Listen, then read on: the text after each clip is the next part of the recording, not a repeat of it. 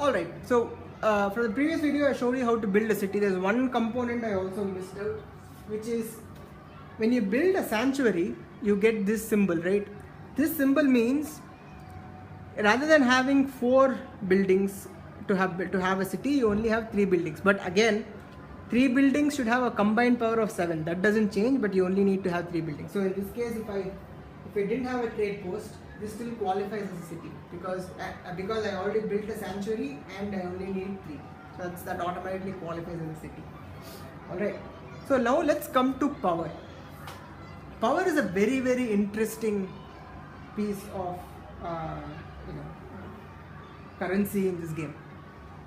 Power cannot be bought. It's like energy, like real life energy. It can neither be created nor be destroyed. In this case, you have only fixed amount of power. So if you look at over here, there are 3 bowls. There's bowl number 1, 2 and 3. And here it shows you how many power is in bowl 1, how many power is in bowl 7, bowl 2, and then how many power is in bowl 3. At the beginning of the game, you place that many tokens over here. Every time you get power, you can only always move power from the bottommost bowl to the topmost, from the lowermost number to the higher number rather. So if you have power left, so let's say over here, let's say I have this, and here it says I get 4 power. And it's very important to note that this is a white color arrow. And I'm telling you it's a white color arrow because when you get power, it's a white arrow. Alright? When you spend power, it's a black arrow. Right? So every time you see a white arrow and you're getting power, you move. So let's say this one, I get 4 power during my income phase, right? And over here, I cannot move anything to the 3rd bowl yet because I still have some stuff left in my first bowl. So from the first bowl, I'm going to move 4 power. Alright. And then let's say I get 4 more power in the next round or some other way. So in order to move my power, I'm going to have to first move 1. I still have 1 left in my bowl 1, right? So I have to move 1 up. And now my second bowl is full. And now I have to move the 3 remaining power I got to 3rd bowl. Alright, so that's how power moves. And when you spend the power, you move the power that you have in bowl 3 to back to bowl 1. So that's how power keeps going in the circle. You cannot, when you get power, you always move from bowl 1 to bowl 2.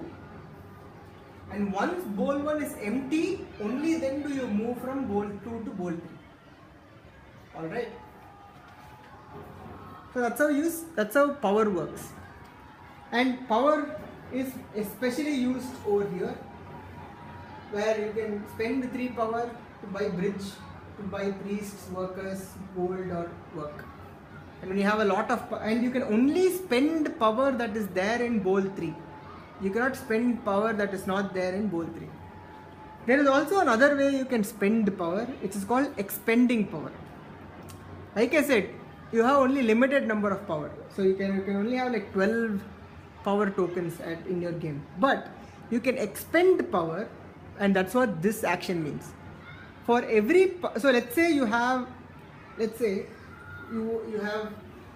power tokens in bowl number 3, but you want to buy a bridge which costs 3 power, but you don't have power now. So what you can do is you can expend 1 power, throw 1 power out of the game, and then move 1 power here.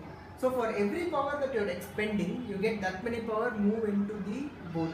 But that also is a disadvantage because once you move the power out of the game, this is gone. This doesn't come into the game. Now you're only playing with 11 power in your case. That's how expending power works. So for forcing the power tokens from bowl 2 to bowl 3, if you want to move 1 power from bowl 2 to 3 forcibly, then you move out, you remove one token from bowl 2 and then move one token into bowl 3. Alright, hope that's clear. Right. Alright.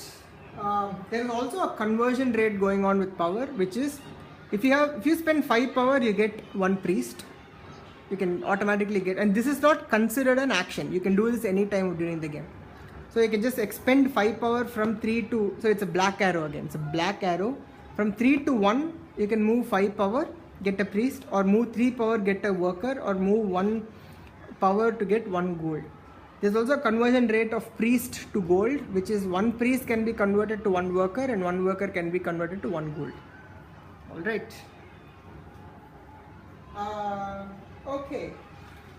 So in the next video, I'll talk to you about a full round and how the completion of a game also works.